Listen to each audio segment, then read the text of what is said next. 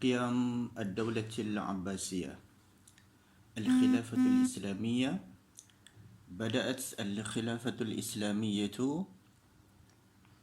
بعد وفاة الرسول صلى الله عليه وسلم، حينما اختار المسلمون أبا بكر الصديق ليكون خليفة رسول الله على أمور الدولة. ثم انتقلت الخلافة إلى عمر بن الخطاب، ثم إلى عثمان بن عفان، ثم إلى علي بن أبي طالب.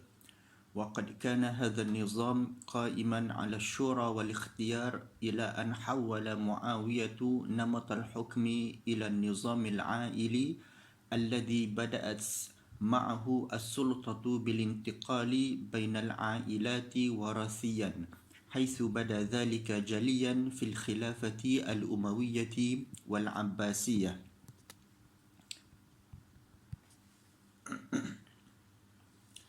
Jadi untuk pemerintahan ataupun kepimpinan Islam, kerajaan Islam selepas wafatnya Nabi SAW, iaitu bermula selepas orang Islam melantik Abu Bakar menjadi khalifah untuk menguruskan urusan-urusan negara, diikuti oleh Umar, kemudian oleh Uthman dan diakhiri oleh Ali ibni Abi Talib. Dan pelantikan keempat-empat khalifah tadi diasaskan ataupun berdasarkan syura ataupun al-ikhtiyar, iaitu mesyuarat dan pemilihan daripada jawatan kuasa khas, ila an hawala Muawiyatu namat al-hukmi ila nizam al-aili. Tapi sistem ni, iaitu sistem syura ataupun pemilihan ni, digantikan ataupun ditukarkan oleh Muawiyah kepada sistem baru, iaitu sistem kekeluargaan, di mana kerajaan ataupun tampuk pemerintahan kerajaan bertukar tangan di antara ahli keluarga yang terdekat secara warisan, diwarisi turun-temurun, dan ini dapat dilihat dengan jelas pada pemerintahan Bani Umayyah dan Bani Abbasiyah.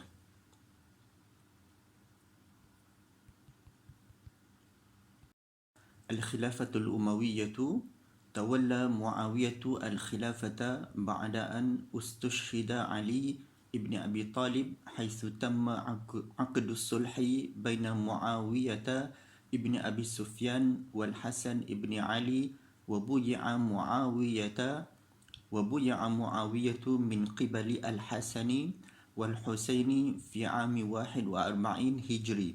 وحينها استبشر المسلمون بهذا الصلح حقنا للدماء وتجنبا للفتن، ومع مبايعة معاوية خليفة للمسلمين بدأت الخلافة الأموية. Untuk pertama kalinya, tampuk pemerintahan Bani Umayyah bermula apabila Muawiyah dilantik sebagai khalifah selepas wafatnya Sayyidina Ali bin Abi Talib radhiyallahu anhu. Ketika itu selesai perdamaian antara Muawiyah dan Hasan serta Hussein pada tahun 41 Hijriah, dan daripada situ untuk mengelakkan, sebenarnya selepas daripada berlakunya pertumpahan darah dan nak mengelakkan daripada fitnah yang semakin berleluasa, dan orang Islam bersepakat untuk memilih Muawiyah sebagai pemimpin pada waktu tersebut, dan bermulalah kepimpinan ataupun al-khilafah al-Umayyah pada era tersebut.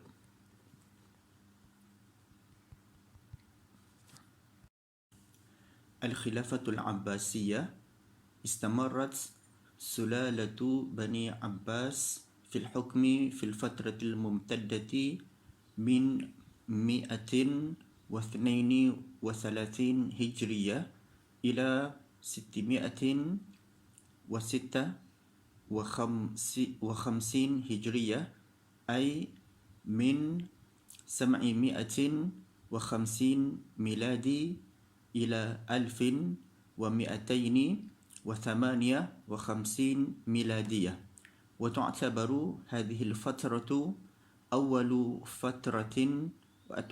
فترة حكم إسلامية، حيث كانت أكثر السلالات الحاكمة تأثيرا في العالم الإسلامي، فقد امتدت الدولة العباسية لتصبح أكبر إمبراطورية في العالم، واتسعت علاقاتها مع جيرانها مثل الصين والهند والدولة البيزنطية، مما سمح لها بالتكيف واستلهام الأفكار المختلفة من هذه الحضارات المتنوعة.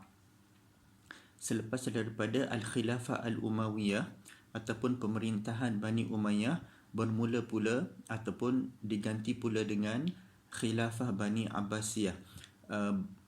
Jadi tampuk pemerintahan Bani Abbasiyah berterusan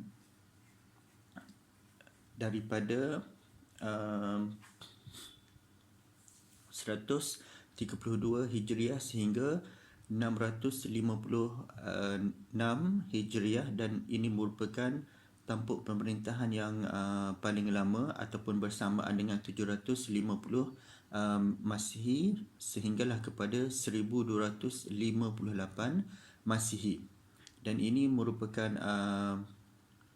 tampuk pemerintahan Islam yang dianggap merupakan paling lama lah.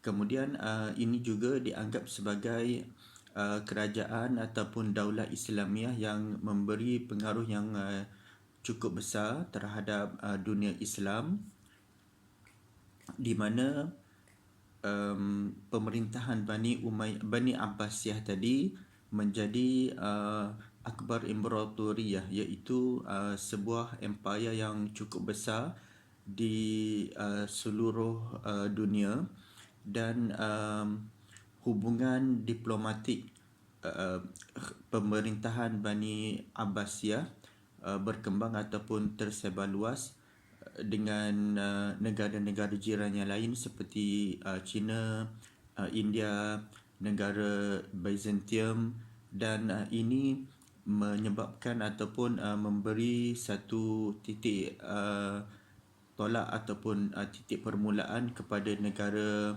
ataupun pemerintahan Bani Al-Abbasiyah untuk adaptasi ataupun menyesuaikan diri dan mengambil idea-idea yang berbeza daripada pelbagai peradaban yang ada daripada negara-negara jiran ataupun jajahan takluk yang disebutkan tadi. Asbab qiyami ad-dawlati al-Abbasiyah. أدت العديد من العوامل إلى سقوط بني أمية وصعود العباسيين، ومن أبرز هذه العوامل ما يأتي: وصول الدولة الأموية إلى حالة من الضعف والهوان. ثانيا، تعصب بني أمية للعرب دون غيرهم، مما أدى إلى خروج الموالي على الدولة الأموية. والموالي هنا هم من دخلوا في الإسلام من غير العرب عقب فتح بلاد فارس ومصر والمغرب، حيث ساعد هذا التعصب على تأجيج العداء بين هؤلاء الموالي وبني أمية. ثم انتشار الجور والظلم والطغيان، حيث استعان الأمويون بحكام جبارين لتولى مقاليد السلطة الفعلية، وقد أثقل هؤلاء الحكام على شعوبهم، وكانوا منفصلين عن واقع الناس ومصالحهم.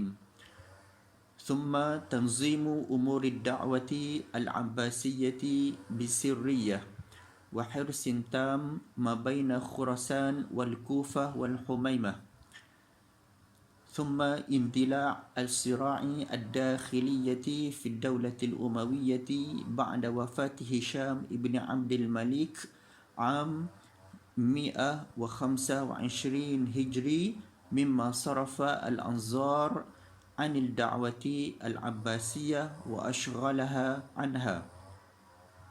وأخيرا استغلال الدعوة العباسية للصراع القبلي في خراسان، حيث كان ولي خراسان ناصر بن السيار من مضر، بينما أغلب العرب هناك من اليمانية الذين نبذوه، فانتفحت الدعوة العباسية على اليمانية وضمتهم في صفوفها.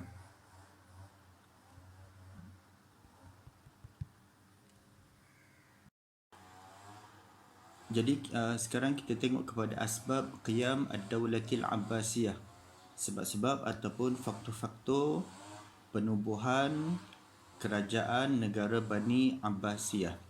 Addas al-adid min al-awamil ila suqut Bani Umayyah wa su'ud al-Abbasiyin, wa min abraz hadhihi al-awamil ma ya'ti. Jadi kita dapat lihat sebenarnya banyak faktor yang menyumbang kepada kejatuhan Bani Umayyah dan kebangkitan kerajaan Abbasiyah, dan antara faktor-faktor yang menonjol yang besar menyumbang kepada kebangkitan penubuhan negara ataupun kerajaan Bani Abbasiyah pada waktu tersebut. Yang pertama iaitu wusul ad-daulatil umawiyyati ila halatin min ad-dha'fi wal hawan, di mana kerajaan Bani Umayyah pada waktu tersebut sudah tiba pada kemuncak ataupun dalam keadaan yang lemah, sampai kepada keadaan pemerintahan yang lemah dan penuh dalam kehinaan. Yang kedua, ta'assub Bani Umayyah lil Arab duna ghairihim mimma adda ila khurujil mawali ala ad-daulatil umawiyyati. Kemudian yang kedua pula ialah tak ada toleransi di antara Bani Umayyah dengan orang yang kita sebut sebagai golongan mawali, iaitu orang-orang yang bukan Arab yang masuk Islam. Maksudnya di sini al-mawali, golongan al-mawali tadi dia keluar daripada kerajaan Bani Umayyah. Al-mawali huna hum man dakhalu fil Islam min ghairil Arab, orang-orang yang masuk Islam yang bukan daripada orang-orang Arab, disebabkan oleh pembukaan seperti negara Faris, iaitu di sebelah Iran, Mesir, Maghribi, Morocco, haitsu sa'ada hadha at-ta'assub ala ta'jij al-ada baina haula al-mawali. Jadi apabila golongan mawali ni keluar daripada negara Islam, maksudnya ada persengketaan ataupun perselisihan pendapat dan banyak percanggahan dalam kehidupan masyarakat pada waktu tersebut, maka lebih senang untuk kita panggil permusuhan berlaku. Dan dengan sebab itu jugalah Bani Umayyah akan jatuh.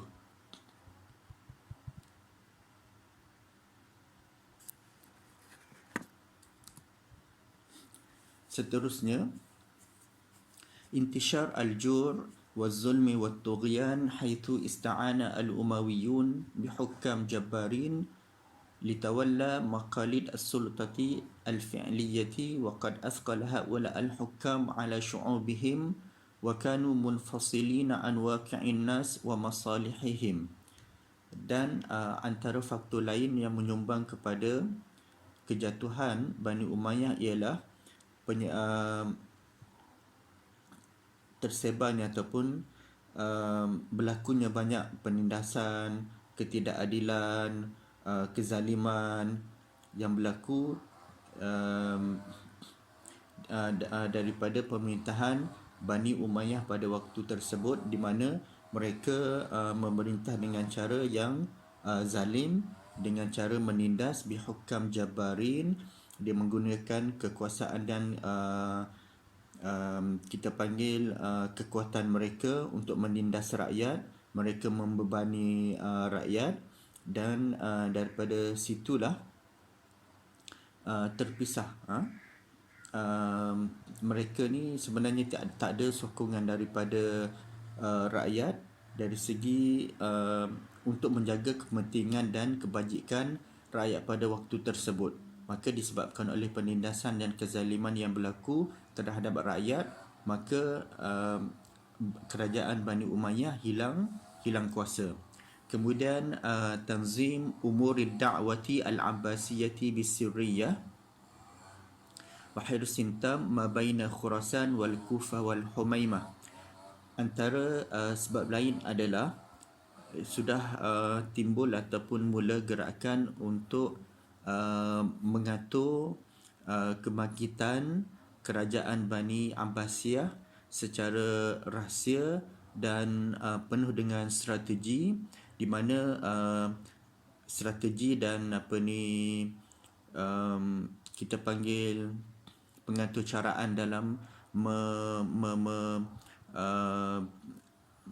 menaikkan kerajaan Bani Abbasiyah ni bermula di kawasan seperti Khurasan, Kufah dan Humaimah.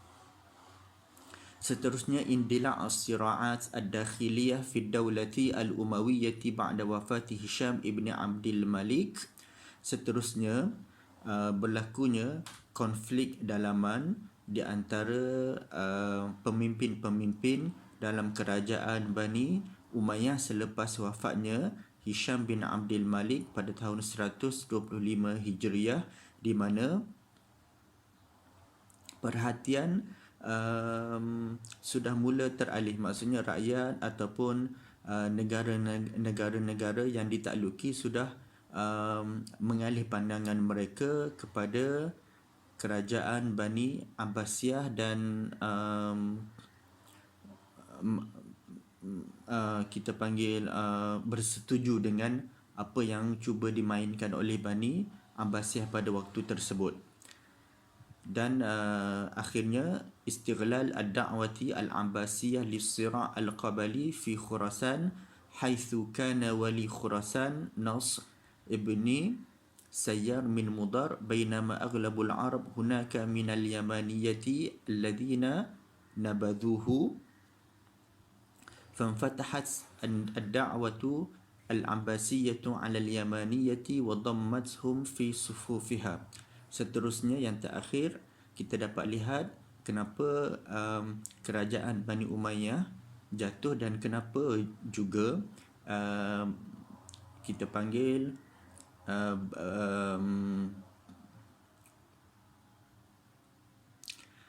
kerajaan Bani Abbasiyah ni dia boleh naik disebabkan oleh istighlal ad-da'wati al-Abbasiyah lis-sira' al-qabali fi Khurasan, di mana kerajaan Bani Abbasiyah ni dia eksploitasi, dia menggunakan konflik yang dimainkan oleh konflik dalaman yang dimainkan oleh suku kaum di Khurasan, di mana gubernur Khurasan pada waktu tersebut ataupun pemimpin dia yang bernama Nasr ibn Sayyar daripada daerah Mudar, dan sebahagian orang Arab yang lain daripada Yamaniyah, di kawasan Yamaniyah pun menolak juga, sehinggalah gerakan untuk menaikkan kerajaan Bani Abbasiyah tu terbuka kepada sehingga ke kawasan ataupun daerah Yamaniyah dan memasukkan mereka ke dalam kelompok ataupun kumpulan gerakan untuk menaikkan kerajaan Bani Abbasiyah pada waktu tersebut.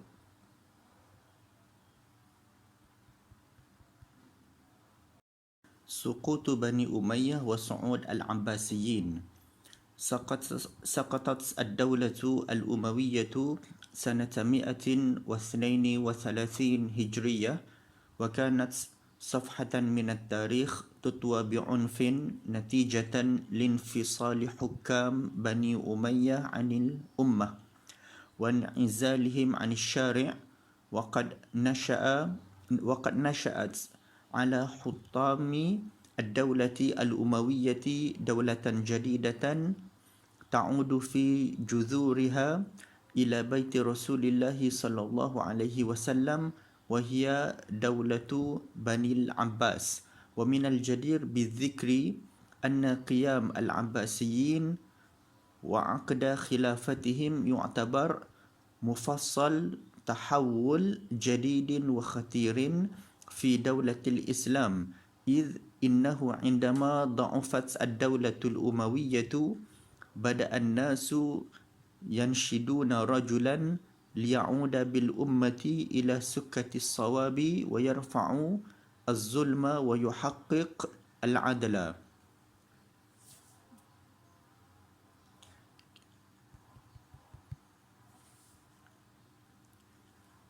Jadi rentetan daripada sebab-sebab ataupun faktor yang membawa kepada kejatuhan kerajaan Bani Umayyah. Di sini kita dapat lihat pada tahun 132 Hijriah kerajaan Bani Umayyah telah jatuh, dan ini dalam sejarah merupakan kejatuhan yang disifatkan sebagai penuh dengan keganasan,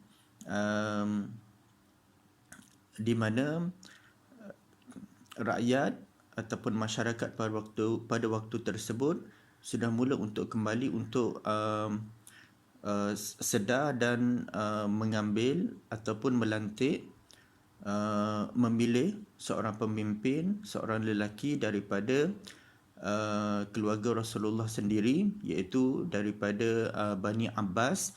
Dan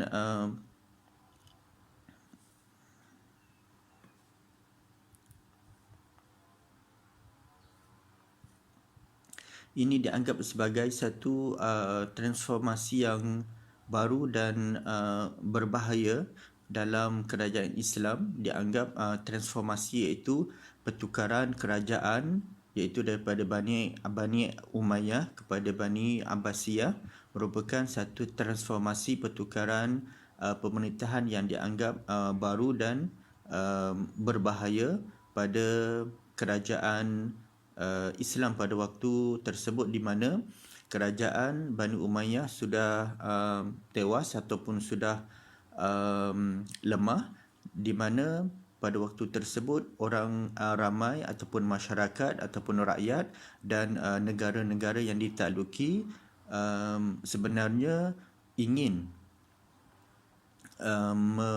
kita panggil menegakkan kebenaran, kembali kepada jalan yang benar, menolak penindasan dan mencapai satu bentuk yang dinamakan keadilan terhadap pemerintahan ataupun terhadap rakyat pada waktu tersebut.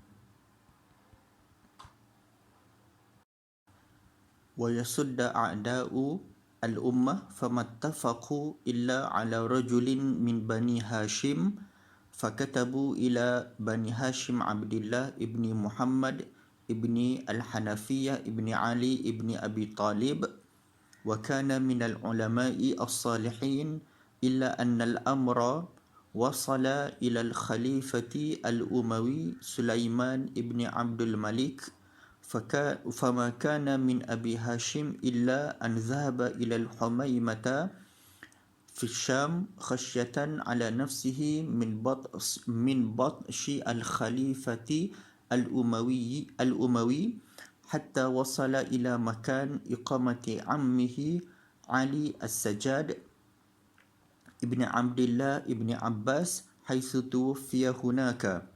وكان قد أوصى قبل ذلك إلى ابن عمه محمد ابن علي السجاد بما أبلغه الناس وسلمه الكتب التي كتبوها.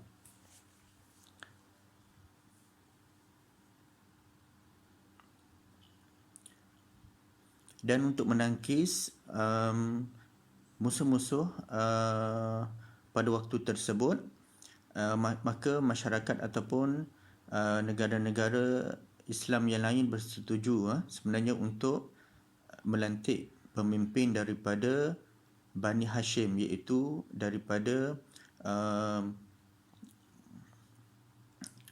golongan ataupun keturunan Rasulullah sendiri. Mereka mengutus surat kepada Abi Hashim Abdullah bin Muhammad bin Hanafiyah bin Ali bin Abi Talib.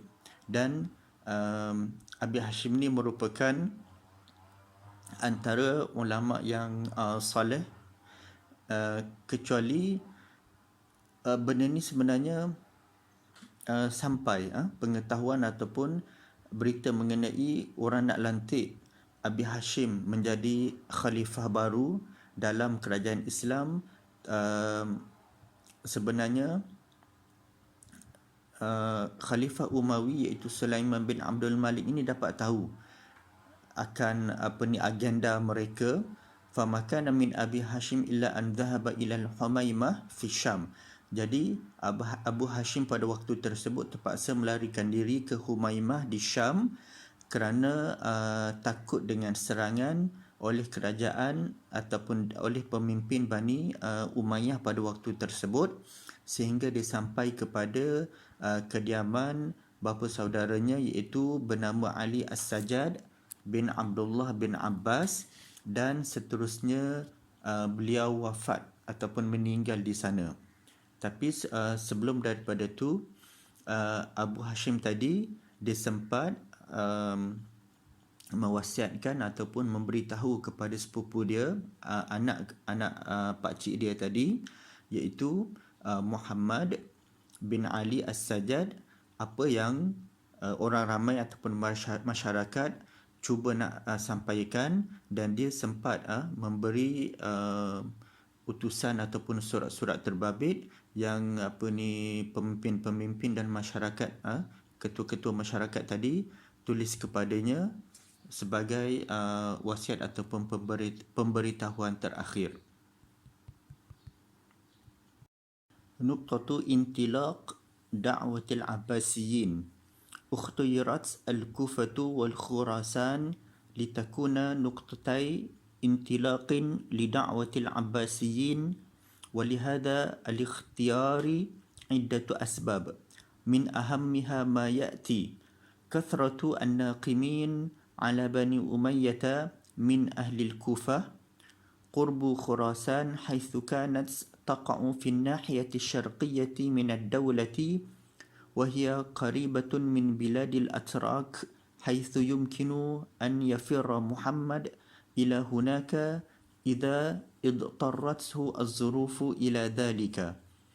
توظيف الصراعات بين جماعات من العرب، يعني القيسية واليمانية في خراسان لأجل مصالح وأهداف العباسيين.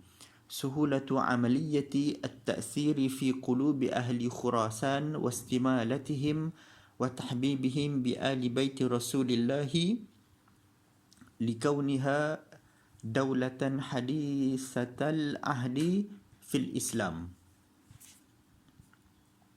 Kemudian kita tengok pula kepada titik permulaan kepada kebangkitan ataupun strategi Bani Umayyah pada waktu tersebut, di mana Kufah dan Khurasan dipilih sebagai tempat ataupun kita panggil sebagai tempat permulaan kepada strategi untuk menaikkan kerajaan Bani Abbasiyah pada waktu tersebut, dan pemilihan Kufah dan Khurasan pada waktu tersebut berdasarkan beberapa sebab yang utama, di mana yang pertama kasratu an-naqimin ala Bani Umayyah min ahli al-Kufah, di mana di sini kita dapat lihat bahawa sebilangan besar daripada orang yang ditindas, orang yang marah, orang yang dizalimi oleh kerajaan Bani Umayyah pada waktu tersebut adalah daripada penduduk Kufah.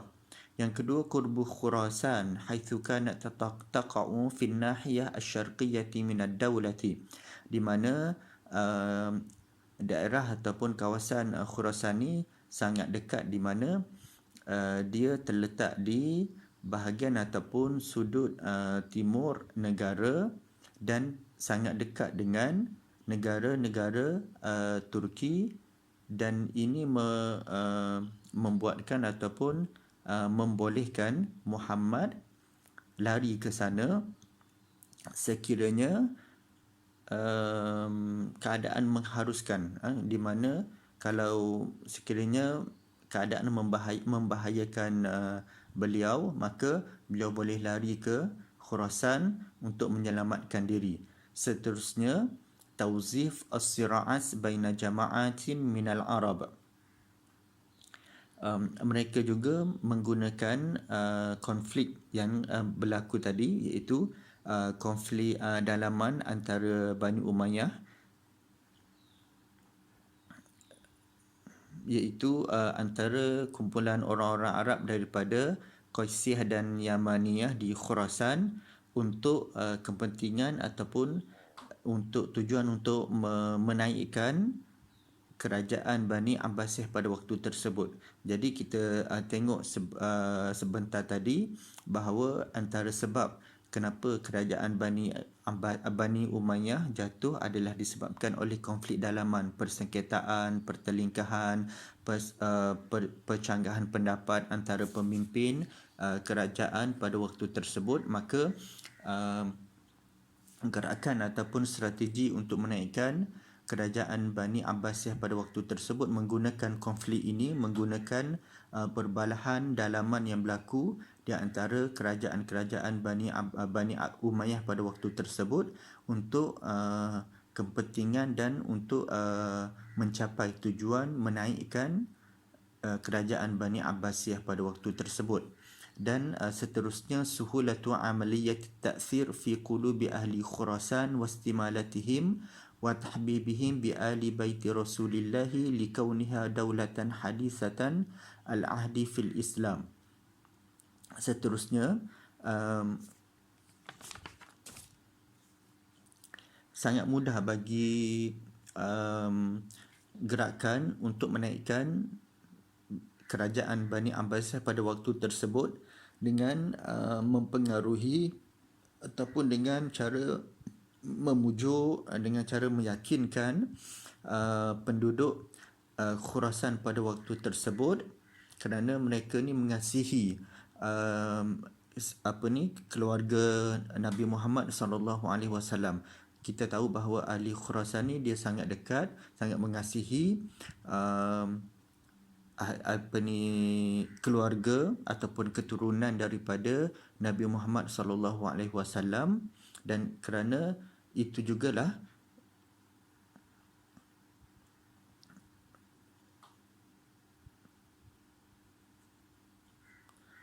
dan mereka ni juga merupakan negara yang baru memeluk Islam pada waktu tersebut. Maka strategi yang dimainkan oleh orang-orang yang nak menaikkan kerajaan Bani Abbasiyah pada waktu tersebut, dia menggunakan ataupun memujuk, meyakinkan penduduk-penduduk daripada Khurasan, kerana mereka amat dekat ataupun mengasihi keturunan daripada Nabi Muhammad SAW. Al-ishtibak al-musallah kana awwalu ishtibakin baina Bani Umayyah wal Abbas fi Khurasan, wa intasara fiha Abu Muslim al-Khurasani ala quwati Nasr ibn Sayyar haitsu kathura atba'u Abi Muslim natijatan si'ata hilatihi fi as-saytarati ala al-mawqifi, fakana yursilu ila al-Arabi al-Yamaniyati yastamiluhum wa yatawaddudu ilaihim wa yursilu ila al-Mudriyah qailan innal imama awsani bikum khaira washtadda dirama al-ahdath wa arsala Marwan ibn Muhammad طالبا إبراهيم ابن محمد الإمام المقيم بالحميمة فجلب إلى الخليفة في دمشق وأودع في السجن وفي عام 131 هجري فر نصر ابن سيار وتوفي بعد ذلك ونتيجة لذلك فقد تمكن أبو مسلم من خراسان حيث صارت كلها تدين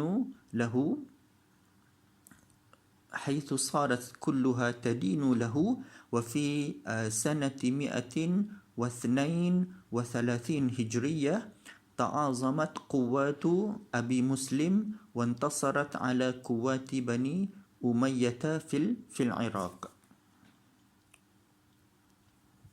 Jadi pertempuran bersenjata al-ishtibak al-musallah, maksudnya berlaku pertempuran di sini di mana pertempuran pertama di antara kerajaan Bani Umayyah dan Bani Abbasiyah berlaku di Khurasan, dan di mana Abu Muslim al-Khurasani telah menang di atas tentera Nasr ibni Sayyar, di mana pengikut Abu Muslim tadi dah bertambah, haitsu kasura atba' Abi Muslim. Abi Muslim menang di atas peperangan tersebut sebagai hasil daripada kepintarannya dalam mengendalikan situasi. Abu Muslim tadi dia bijak untuk mengendalikan ataupun melaksanakan strategi perang dan kepintarannya dalam mengendalikan konflik tadi. Kemudian dia dikirimkan ke Yamaniyah dan mereka merayu dengan mengatakan bahawa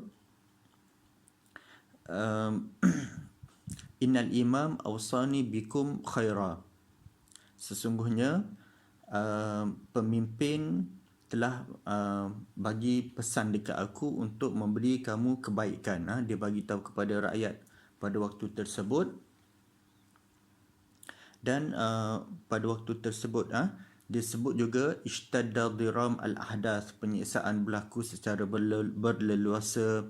Kemudian Marwan bin Muhammad juga mengirim permintaan kepada Ibrahim bin Muhammad, iaitu ketua di kawasan Humaimah,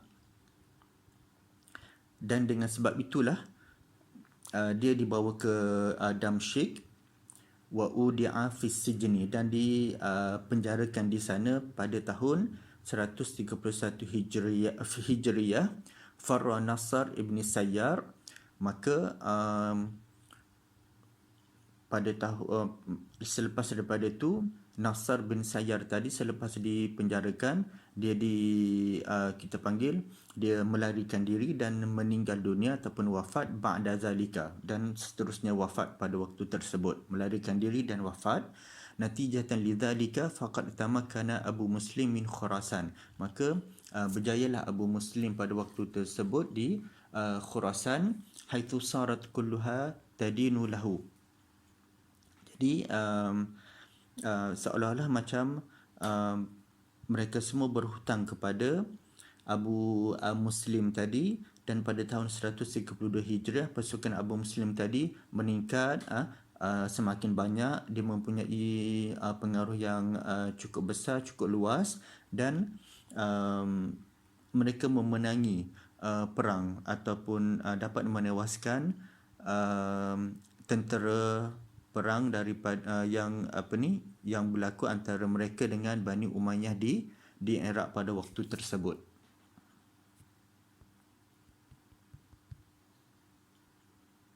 Qiyamu al-Khilafatil Abbasiyah fi am 132 Hijri mata Ibrahim ibni Muhammad fi sijni ba'da an usa bil khilafati ila akhihi Abdullah ibni Muhammad as-Suffah wa buyi'a as-Suffah ka awal khalifatin li Bani al-Abbasi fi Rabi'il akhir sanata 133 وثلاثين هجرية وفي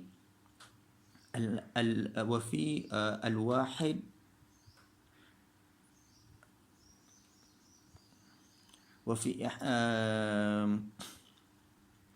وفي الحادي عشر من جماد الآخرة أرسل عبد الله بن محمد السفاح الجيوش لمواجهة الأمويين فهزمهم وأصبح الأمر بيد العباسيين على البلاد جميعها عدا الأندلس. Maka pada tahun 132 Ibrahim bin Muhammad yang dipenjarakan pada waktu tersebut telah meninggal dunia, tapi sebelum tu dia sempat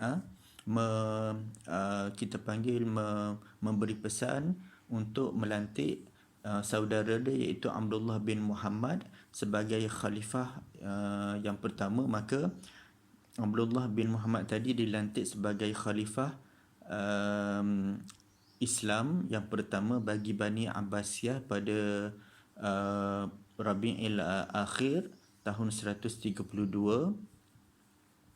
dan pada 11 Jamadil Akhir Abdullah bin Muhammad mengutuskan tentera dia limuwajahati al-Umayyin untuk menyerang kerajaan Bani Umayyah. Fahazamahum, dan mereka telah menewaskan mereka. Wa asbahal amru biyadil Abbasiyin alal bilad jami'iha ada al-Andalus, dan seluruh kawasan ataupun negara ditakluki oleh tentera-tentera daripada Abdullah bin Muhammad tadi, kecuali Andalus sahaja. وقد تعرض عبد الله بن محمد العباسي لعدة محاولات تهدف إلى الخروج على حكمه إلا أنها لم تكلل بالنجاح، حيث قضى على هذه المحاولات جميعها بمساعدة أبي مسلم الخراساني. Jadi Abdullah bin Muhammad tadi juga mengalami beberapa percubaan dengan tujuan untuk melanggar pemerintahannya, tapi dengan sebab dia telah dinobatkan ataupun telah dilantik sebagai khalifah pada waktu tersebut dengan kejayaan dia, dan dia hilang kuasa dia, menghilangkan semua percubaan tadi dengan bantuan Abu Muslim Al-Khurasani, kerana kebanyakan penguasa berada di negara tersebut, iaitu kebanyakan negara-negaranya adalah daripada golongan ataupun keluarga daripada Abdullah wa abna ummatihi. Jadi itu merupakan titik tolak kepada kebangkitan kerajaan Bani Abbasiyah pada waktu tersebut. Jadi untuk kita rumuskan ataupun untuk kita faham Qiyam ad-Daulatil Abbasiyah, tajuk ni kita hanya perlu lihat kepada kenapa kerajaan Bani Umayyah jatuh, sebab apa, masalah-masalah yang berlaku. Kita tahu serba sedikit mengenai masalah yang berlaku yang dialami oleh kerajaan Bani Umayyah pada waktu tersebut, dan sebab kenapa Bani Umayyah boleh Bani Abbasiyah dapat naik ataupun menggantikan tampuk pemerintahan Bani Abbasiyah. Manakala cerita-cerita ataupun peristiwa-peristiwa yang berlaku tu hanyalah sampingan. Cuma di sini kita hanya fokus kepada sebab-sebab kenapa Bani Abbasiyah ataupun kerajaan Abbasiyah ni boleh naik, dan kenapa Bani Umayyah boleh jatuh.